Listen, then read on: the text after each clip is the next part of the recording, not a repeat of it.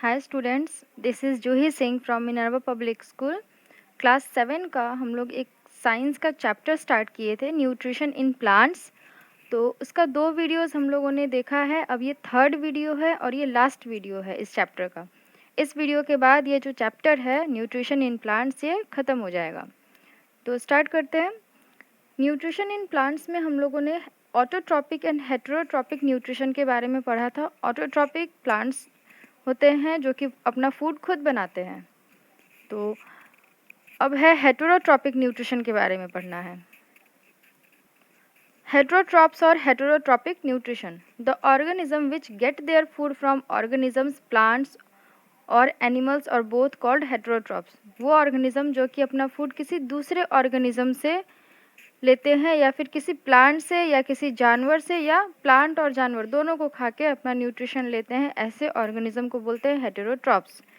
There mode of nutrition is called heterotrophic mode of nutrition, और उनका जो mode होता है खाने का, न्यूट्रिशन लेने का, उसको बोलते हैं हेटेरोट्रॉपिक मोड ऑफ न्यूट्रिशन। मतलब कि जो प्लांट्स अपना भोजन खुद नहीं बनाते हैं, है ना, या फिर जो एनिमल, कोई ऑर्गेनिज्म जो अपना फूड खुद नहीं बना रहा है, किसी और पे डिपेंड रह रहा है अपने फूड के लिए, चाहे वो किसी प्लांट से न्यूट्रिशन ले रहा है, चाहे किसी एनिमल से, या फिर दोनों से, प्लांट्स और एनिमल्स दोनों से न्यूट्रिशन ले रहा है, ऐसे ऑर्गेनिज्म को बोलते हैं हेटेरोट्रॉप्स, जो कि दूसरे पे डिपेंडेंट होते हैं। ठीक है, तो उसमें हेटेरोट्रॉप्स में कौन कौन आ जाएंगे? एनिमल्स, सारे के सारे जितने भी एनिमल्स हैं, ह्यूमन है, ये सब किस में आते हैं? हेटेरोट्रॉप्स में, क्योंकि एनिमल्स जो है वो अपना फूड खुद नहीं बना सकते हैं। फोटोसिंथेसिस का प्रोसेस एनिमल्स में नहीं होता है, ह्यूमन्स में भी नहीं होता है, लेकिन प्लांट्स में होता है। बट प्लांट्स में भी कुछ कुछ ऐसे होते हैं जो कि अपना फूड नहीं बना सकते, क्योंकि उनमें क्लोरोफिल नहीं पाई जाती है। तो उसके बारे में बाद में पढ़ेंगे हम लोग। अभी एनिमल्स का देखते हैं, हेटेरोट्रॉपिक एनिमल्स के बारे में। तो जो हेटेरोट्रॉपिक एनिमल्स हैं उनको हम लोग 3 पार्ट्स में डिवाइड कर सकते हैं, है ना। Heterotrophs can be divided into following 3 types. 3 parts में डिवाइड कर सकते हैं हेटेरोट्रॉप्स को। फर्स्ट है herbivores, second carnivores, third omnivores. Herbivores plant eating animals, वो जानवर जो कि प्लांट्स को ही सिर्फ खाते हैं, जैसे कि काऊ, डियर, कैमल एटसेट्रा, मतलब कि शाकाहारी, है ना, उनको बोलते हैं हर्बीवोर्स। कार्निवोर्स मीन्स मांसाहारी, फ्लैश ईटिंग एनिमल्स, दूसरे जानवरों के फ्लैश को, मांस को खाने वाले जानवरों को कार्निवोर्स बोलते हैं। Example tiger, frog, lizard etcetera, और भी बहुत सारे हैं। थर्ड है ओमनीवोर्स मीन्स सर्वाहारी, जो कि प्लांट्स को भी खा सकते हैं और एनिमल्स को भी खा सकते हैं। Both plant and meat eating animals, example bear, man, ant, crow, dog etcetera. Plants और मीट दोनों को जो एनिमल खाते हैं उन्हें बोलते हैं ओमनीवोर्स। और इसमें बहुत सारे एग्जांपल्स हैं, बहुत सारे एनिमल्स हैं जो कि ओमनीवोर्स है। साथ में जो मैन है, ह्यूमन, मनुष्य, वो भी ओमनीवोर है, क्योंकि हम लोग क्या है कि प्लांट्स को भी खा सकते हैं और एनिमल्स को भी खा सकते हैं। तो ये तो हुआ एनिमल्स के बारे में। अब है nutrition in plants, other modes of nutrition in plants. Plants में, पौधों में दूसरे कौन कौन से मोड्स है, कौन कौन से तरीके हैं जिससे कि प्लांट्स अपना पोषण लेते हैं, है ना। ऑटोट्रॉपिक मोड तो था ही, फूड बना के खुद फोटोसिंथेसिस के थ्रू, लेकिन जिसमें क्लोरोफिल नहीं है वो क्या करेंगे फिर? तो उसके बारे में पढ़ते हैं। The plants which do not contain chlorophyll depend on other living organisms for food, so they are heterotrophs. Various types of heterotropic nutrition are saprophytic nutrition, parasitic nutrition, insectivorous nutrition, symbiotic nutrition. बहुत सारे ऐसे plants हैं जिनमें कि chlorophyll नहीं होता है। तो वो प्लांट जिनमें कि क्लोरोफिल नहीं है और अपने फूड के लिए किसी और लिविंग ऑर्गेनिज्म पे, चाहे वो प्लांट हो या एनिमल, किसी और पे अगर डिपेंडेंट है, तो वैसे प्लांट्स को बोलते हैं हेटेरोट्रॉप्स। और जो ऐसे प्लांट्स होते हैं वो अलग अलग तरीके से खाते हैं, तो उनके जो न्यूट्रिशन है उनको भी अलग टाइप में डिवाइड किया गया है। हेटेरोट्रॉपिक न्यूट्रिशन इसको बोलेंगे अगर दूसरे पे डिपेंडेंट है तो वो जो हेटेरोट्रॉपिक न्यूट्रिशन है प्लांट्स का, उसको भी 4 टाइप्स में डिवाइड किया गया है। पहला है सेप्रोफाइटिक, दूसरा है पैरासाइटिक, थर्ड है इंसेक्टिवोरस और फोर्थ है सिम्बायोटिक। तो सेप्रोफाइटिक के बारे में पढ़ते हैं। Saprophytic nutrition. The plants which derive their nutrition from dead and decaying organic matter are called saprophytic plants or saprophytes or saprotrophs, and their mode of nutrition is called saprophytic nutrition. Example: fungi, mushroom, some bacteria, bacterias का name है lactobacillus Acetobacter. तो saprophytic nutrition क्या है? जो plants किसी सड़ी गली चीज़ों से, किसी मरे हुए ऑर्गेनिज्म से या फिर सड़ रहे चीज़ से अगर न्यूट्रिशन ले रहे हैं, उसको खाते हैं, सड़ी गली चीज़ों को, मरे हुए चीज़ों को अगर खा के अपना पोषण ले रहे हैं, तो इस टाइप के न्यूट्रिशन को बोलते हैं सैप्रोफाइटिक न्यूट्रिशन। और जो प्लांट्स ऐसा करते हैं उनको बोलते हैं सैप्रोफाइटिक प्लांट्स या फिर सैप्रोफाइट्स या फिर सैप्रोट्रॉप्स। तीनों नाम से इनको जान सकते हैं। जो प्लांट्स सड़ी गली चीज़ों पे को खा रहे हैं और सड़ी गली चीज़ों से न्यूट्रिशन ले रहे हैं, वैसे प्लांट्स को बोलते हैं सैप्रोफाइटिक प्लांट्स, सैप्रोफाइट्स या फिर सैप्रोट्रॉप्स। तो एग्जांपल्स क्या क्या है देखो। फंगी मतलब कि वो क्या बोलते हैं, फफूंदी, जो हमें अचार पे, ब्रेड पे देखने को मिलता है जब अचार ख़राब होने लगता है। तो फिर से मशरूम, छत्ते के आकार का जो होता है, जिसका सब्ज़ी भी बनता है। और कुछ कुछ बैक्टीरियाज, जैसे कि एग्जांपल दिया है लैक्टोबैसिलस एसिटोबैक्टर, बैक्टीरियाज के कुछ नाम दे दिया हुआ है। तो ये सारे सैप्रोफाइटिक प्लांट्स हैं। और इसमें बैक्टीरिया का भी नेम दिया हुआ है, तो इसको भी याद कर लेना, लैक्टोबैसिलस बैक्टीरिया और एसिटोबैक्टर बैक्टीरिया। नेक्स्ट है पैरासाइटिक न्यूट्रिशन। पैरासाइटिक न्यूट्रिशन में क्या होता है? Parasitic plants are those which absorb their food from another growing green plants called host. Example cuscuta, dodder, mistletoe. Parasitic plants वो होते हैं जो कि अपना फूड किसी दूसरे ग्रीन प्लांट से लेते हैं। मतलब कि अगर उनके पास कोई दूसरा ग्रीन प्लांट है मतलब कि क्लोरोफिल होगा ही उसमें, तो वो फोटोसिंथेसिस कर सकता है, फूड बना सकता है। तो पैरासाइटिक प्लांट्स क्या करते हैं कि ऐसे ग्रीन प्लांट्स के पास ग्रो करते हैं और उनसे अपना न्यूट्रिशन लेते हैं। वो जो ग्रीन प्लांट जो फूड बना रहा है उसके फूड को ये एब्जॉर्ब करते हैं और इस तरीके से वो न्यूट्रिशन लेते हैं। और ऐसा करने से वो क्या करते हैं, जो उनका होस्ट प्लांट है, वो जिस प्लांट से न्यूट्रिशन ले रहे हैं उस प्लांट को बोलेंगे होस्ट, ठीक है।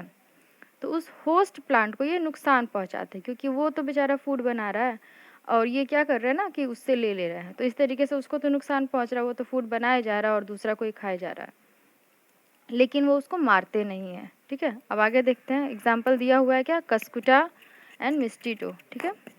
Parasitic plants harm the host plant, they do not kill there host plant so that they can continue live of the host. जो पैरासाइटिक प्लांट है, अगर होस्ट प्लांट से अगर न्यूट्रिशन ले रहे हैं, उनका फूड को ले रहे हैं, तो इस तरीके से वो उसको नुकसान पहुंचा रहे हैं, हार्म कर रहे हैं, लेकिन कभी भी वो उस प्लांट को मारते नहीं हैं। क्यों नहीं मारते? क्योंकि अगर वो उसे मार देंगे तो फिर न्यूट्रिशन किससे लेंगे, तो इसीलिए उसको वो मरने नहीं देते, थोड़ा थोड़ा न्यूट्रिशन लेते, ताकि वो जो प्लांट है, होस्ट प्लांट है, वो जीवित रह सके और ये उससे न्यूट्रिशन लेते रहे। अब नेक्स्ट है insectivorous nutrition. Insectivorous plants can make their own food as they are green plants, but they consume insects for nitrogen. Insectivorous plants are plants that derive some or most of their nutrition by trapping and consuming animals, mainly insects. Example: pitcher plant, Drosera, sundew, bladderwort, Venus flytrap. Insectivorous plants कौन होते हैं? वो plants जो कि green colour के होते हैं, लेकिन वो क्या करते हैं, ग्रीन कलर के होते हैं, वो अपना फूड बना सकते हैं, लेकिन फिर भी वो क्या करते हैं, इंसेक्ट्स को खाते हैं, क्योंकि उनको ज़रूरत होती है नाइट्रोजन की। पहले ही पढ़ा हुआ है कि जो प्लांट्स हैं उनको नाइट्रोजन की ज़रूरत होती है प्रोटीन बनाने के लिए। तो इन प्लांट्स को भी नाइट्रोजन की ज़रूरत होती है प्रोटीन बनाने के लिए, लेकिन जिस मिट्टी में ये ग्रो करते हैं उस मिट्टी में नाइट्रोजन की कमी होती है, जिसके कारण इनको नाइट्रोजन सही से नहीं मिल पाता है। तो ये क्या करते हैं, कीड़ों को खा के नाइट्रोजन का जो कमी है उसको पूरा करते हैं। तो ऐसे कौन कौन से हैं एग्जांपल्स? पिचर प्लांट है, ड्रॉसेरा है, इस ड्रॉसेरा का दूसरा नेम है सनड्यू, फिर ब्लैडरवॉट, वेनस फ्लाईट्रैप। ये एग्जांपल्स हैं इंसेक्टिवोरस प्लांट्स के। नेक्स्ट टॉपिक है how does pitcher plant derive its food from insects. जो पिचर प्लांट है वो इंसेक्टिवोरस प्लांट है, तो वो किस तरीके से कीड़ों से अपना न्यूट्रिशन लेता है, किस तरीके से कीड़ों से फूड ले रहा है। Pitcher plant has long pitcher like structure hanging from the tip of a leaf. The apex of leaf form a lid which can close and open the mouth of the pitcher. The inner surface has hair directed downwards. When an insect enters the pitcher, the lid closes and the insect gets entangled into the hair. The insect gets digested by the digestive juices secreted in the pitcher. Pitcher plant जो है इसका structure कैसा होता है, ये लंबा होता है, मटके के जैसा इसका आकार होता है, ठीक है, जैसे मटका एक होता है उसी के जैसा इसका आकार होता है, और इसके ऊपर एक लीड टाइप का होता है, ढक्कन के जैसा होता है, जो कि ओपन भी हो सकता है और वो क्लोज भी हो सकता है, ठीक है। मान लो कि एक मटके के जैसा स्ट्रक्चर है, उसके ऊपर ढक्कन के जैसा है, जो कि ओपन खुल भी सकता है, बंद भी हो सकता है। और ये जो पिचर प्लांट है, इसका जो इनर सरफेस है, जो अंदर का जो सतह है, भीतरी सतह, उसमें छोटे छोटे हेयर के जैसे होते हैं, बाल के जैसे रचनाएं पाई जाती है, ठीक है। तो जैसे कि इसमें जब कोई कीड़ा इस पिचर प्लांट के पास आता है, क्योंकि पिचर प्लांट में नेक्टर होता है जिसको कि खाने के लिए कीड़े आते हैं, है ना, उस नेक्टर को सक करने के लिए कीड़े आते हैं। तो जैसे ही कोई कीड़ा उस पिचर प्लांट के पास आता है और उसके माउथ में बैठता है, मुंह में बैठता है, वैसे ही पिचर प्लांट क्या करता है, जो उसका लीड होता है, जो उसका ढक्कन होता है, उसको क्लोज कर देता है, बंद कर देता है, और जो कीड़ा है वो उसके मुंह के अंदर फंस जाता है, ठीक है। और पिचर प्लांट के अंदर में हेयर लाइक स्ट्रक्चर्स पाए जाते हैं, तो उस हेयर जैसे स्ट्रक्चर्स में जो वो कीड़ा है वो एंटेंगल्ड हो जाता है, मीन्स उलझ जाता है। और इसके बाद क्या होता है, अब तो कीड़े के पास कोई रास्ता बचता नहीं कि वो वहाँ से निकल पाए, तो उसी में फंसा रह जाता है। अब पिचर प्लांट क्या करता है कि डाइजेस्टिव जूस जो है वो सिक्रेट करता है, उसके प्लांट के बॉडी से डाइजेस्टिव जूस निकलता है, पचाने वाला रस निकलता है, जो कि जिसके कारण जो कीड़ा है वो डाइजेस्ट हो जाता है, और इस तरीके से पिचर प्लांट को न्यूट्रिशन मिलता है। तो ये पूरा प्रोसेस है पिचर प्लांट का न्यूट्रिशन लेने का इंसेक्ट से। अब नेक्स्ट है symbiotic nutrition. The two plants which together live as the parts of the same plant and mutually help each other are called symbionts, and this phenomenon is called symbiosis. Example, lichen. जब दो plants एक साथ रहते हैं, कैसे, ऐसे रहेंगे जैसे कि लगेगा कि वो एक ही प्लांट के पार्ट्स है, एक ही पौधे के भाग है, और एक दूसरे को हेल्प करते हैं, तो ऐसे प्लांट्स को बोलते हैं सिम्बायोन्ट्स। और ये जो फेनोमेनन है, ये जो घटना है कि दो प्लांट्स एक साथ रह रहे हैं और एक दूसरे को हेल्प कर रहे हैं, इस फेनोमेनन को बोलते हैं सिम्बायोसिस। तो एग्जाम्पल दिया हुआ है लीचन का। लीचन क्या होता है देखते हैं। A lichen is made up of a fungus and alga living together. The alga can make food, so it provide food to the fungus. In return, fungus provide water and minerals to the alga. So in this way, they help each other. This type of relationship is called symbiotic relationship. लीचन जो है वो कौन कौन से organism से मिलके बना है, फंगस और एल्गा, ठीक है। फंगस मीन्स फफूंदी और एल्गा मीन्स शैवाल, ये दोनों के मिलने से बनता है लीचन। ये जो एल्गा और फंगस है एक दूसरे को हेल्प करते हैं सरवाइव करने में। एल्गा क्या करता है, एल्गा जो है वो ग्रीन कलर का होता है, तो वो फोटोसिंथेसिस कर सकता है, दैट मीन्स वो फूड बना सकता है। तो जो एल्गा है वो फूड बना के किसको देता है, फंगस को देता है, और उसके बदले में जो फंगस है वो क्या करता है, एल्गा को वाटर और मिनरल्स देता है, वाटर और मिनरल्स एब्जॉर्ब करके एल्गा को देता है, ताकि एल्गा जो है वो फूड बना सके, और इस तरीके से एक दूसरे का ये हेल्प करते हैं। और ऐसे जो रिलेशन होता है, ऐसे रिलेशन को बोलते हैं सिम्बायोटिक रिलेशनशिप। तो ये एग्जाम्पल याद रखना कि लीचन किसका एग्जाम्पल है, तो सिम्बायोटिक न्यूट्रिशन का एग्जाम्पल है। और लीचन किससे किससे मिलके बना होता है, तो फंगस और एल्गा से मिलके बना होता है। अब इस चैप्टर का लास्ट टॉपिक है how are nutrients replenished in the soil.